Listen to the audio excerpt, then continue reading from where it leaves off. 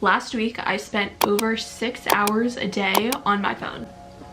Anyone else? I don't know if it's quarantine or like what's going on, but I seriously need to reel it in, and let me tell you, my digital space is just a freaking mess right now. Basically, we're going to be KonMariing our phones. I just like to do this a couple times a year. I didn't really get to do this over New Year's this year, so honestly, it's been a hot minute since I've gone through my apps, I've gone through my photos, I've just gone through everything. If you guys like tech videos like this one, definitely let me know with a thumbs up. It really helps out my channel. I also have a video about Chrome extensions for college students in the works, so if you guys are interested in that and you're not already subscribed, definitely subscribe down below. I have a ton of new videos coming and I'm posting twice a week during the summer, so get excited. I think that's all I have to say. So let's get into the digital detox. If you've seen any video of mine before, you know that I am all about a good organization, a good structure to any video. So this video has 4 steps. The first step is to organize your apps. This is definitely the most obvious one. It's what comes to mind whenever I think of organizing my phone. There's 2 different approaches you could take to this. I like to use both, honestly, because lately I've been trying to be a bit more productive. So the first thing I'll do is go into settings, and you go into general and iPhone storage. Here, if you're worried about storage, you're trying to clear up storage on your phone, you can go through and see how much storage each app takes up. For example, for me, Lightroom has a ton of storage taken up on it, and that's because I have a ton of pictures in there that I've edited. You can kind of go through and see what apps are taking up the most storage on your phone. It will show on that same page when the last time you used those apps were. So yeah, when the last time you used the app was. For example, if you have an app that's never been used or it hasn't been used within the past month or so, consider deleting it. If you don't want to delete an app outright or you want to keep the information on it, there's actually an option to offload the app. So basically what that does is takes it off your phone, but it saves all the information, all the data, the important stuff. So you're not losing that, but you can choose to re-download it whenever you're ready. This is a good kind of middle ground if you're unsure about deleting. The couple apps that I offloaded were just some photo editing ones that I haven't used in a while, but during the summer, if I get more creative or I don't know, I just feel inspiration to use them, I'll use them, or if I can't remember the name, something like that. Pretty much all the apps that are left are the ones that I actually use, so there we go.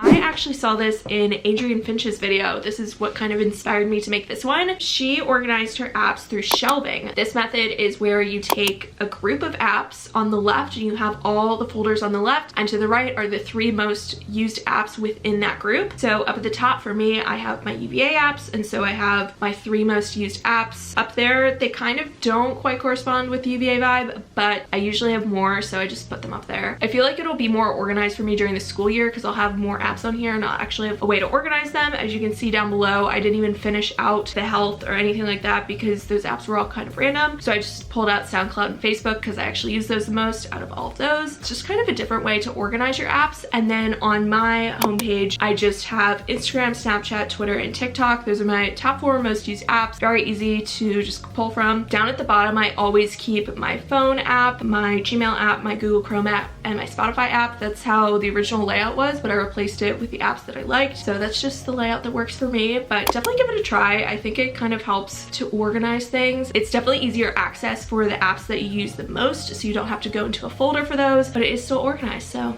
try it out. So step 2 is to go and declutter within these apps. For me, as I said, a lot of my storage is taken up by Lightroom. So I went through and deleted a lot of Lightroom photos that I either don't need anymore, or I already have the duplicate of, or I know I'm not gonna need to edit them again. A lot of like thumbnail pictures and stuff like that. I also did the same with the Unfold app, which is what I use for Instagram stories for both myself and the Kai Omega Instagram, which if you guys aren't following it, definitely follow it down below. I feel like I should plug my own Instagram. I never do. So if you guys want to follow that, it's just at Megan Kelleher with 2 N's. I recently changed it. I got rid of the underscore, which I'm so happy about. Another thing to go through is your email, which God, that's like a whole different beast. But for me, I have the Gmail app, which if you have Gmail and don't have the Gmail app, what are you doing? It's amazing. I have all 4 of my email accounts linked up there, so I actually check that more than my desktop mail app just because I feel like it's easier to see all of them at once. If you guys get a ton of unwanted subscriptions or spam emails, you know, the kind that you sign up for like one time to get a free product or to get something, and then you're on their email list and they keep emailing you and you keep forgetting to unsubscribe. Just me? Okay.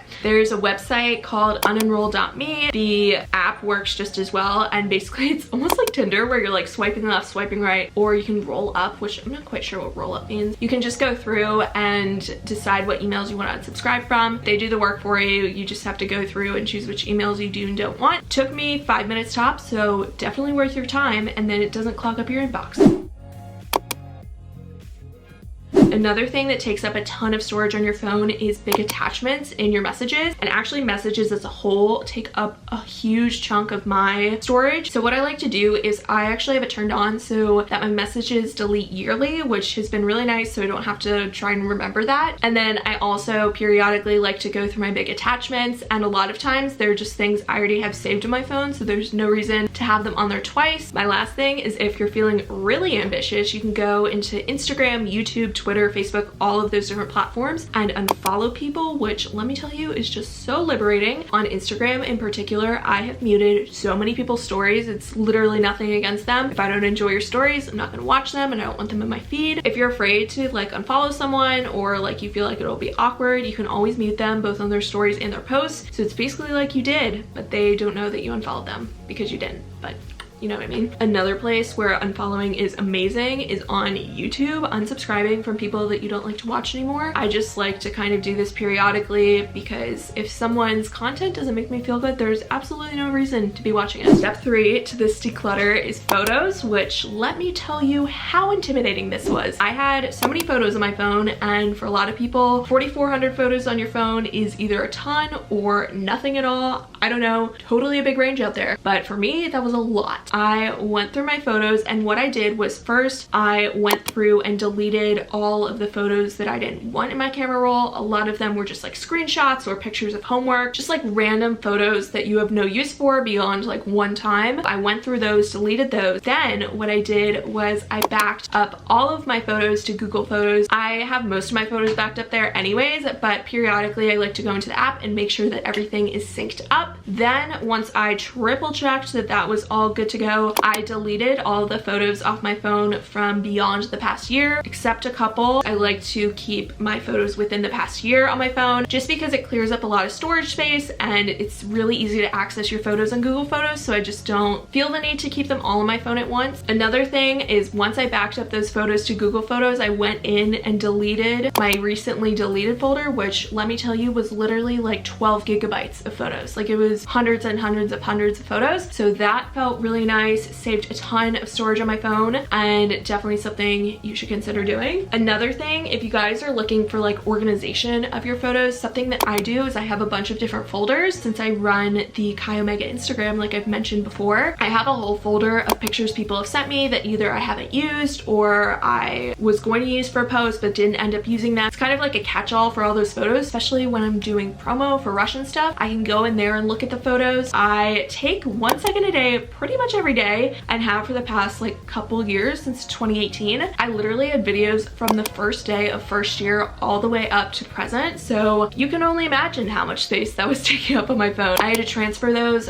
from my camera roll to a folder, and then I had to airdrop per month to my computer, and then I had to put those on my hard drive because eventually I want to edit those into a video, which now seems like the perfect time to do so. So I definitely need to go do that, but that whole transfer process took me like 2 hours, and honestly it made me want to quit this video overall because it was so tedious. I also backed those up as well on Google Photos, so they're safe there too. I then deleted them off my phone because like God knows how much storage that was taking up. My photos are now taking up like 10 gigabytes instead of like the 45 they were before, so definitely a welcome change. Step 4 is culling your notifications and setting up systems. My notification center, like probably a couple months ago, was just such a mess. I feel like notifications were on for everything. I had badges everywhere. Like, I was just really stressed out. And so what I did was I turned off badges for pretty much all apps besides Snapchat, reminders, FaceTime, phone calls, and messages. Like, those are my 5. Also, if you go into settings and into notifications, you can go through, and I actually had to individually turn off each thing. For some of my apps, I turned off badges for most of them, like I said, but also I made it so that like my Snapchats can only come in when my phone is unlocked, so they're not popping up on my lock screen, which has been really good for my productivity. With a lot of them too, I've turned off sound and vibration. It's called a quiet delivery or something like that. Basically the notification pops up, but it doesn't buzz, it doesn't light up your phone or anything. So that's good if you're on your phone, so it's not too distracting. Some other systems that I've set up are my do not disturb on schedule. So I have that scheduled every night from 12 a.m. to 7 a.m. Automatically comes on, I don't need to think about it. I always sleep with do not disturb on, and it just kind of helps me to wind down for the night. Same with night shift, which changes your display to be more of a yellow tone so that the blue light isn't as crazy in your eyes, and it helps you fall asleep a little bit better. And then another thing also for sleep is the bedtime alarm on your clock app. If you go to the clock app, you can go to the middle section where it says bedtime. You can actually keep this on forever. You don't need to like turn the alarm on every single night. You can set how long you want to sleep each night. You can also get notifications for this too, I think. So it'll tell you like, okay, 30 minutes till bed. So you might want to start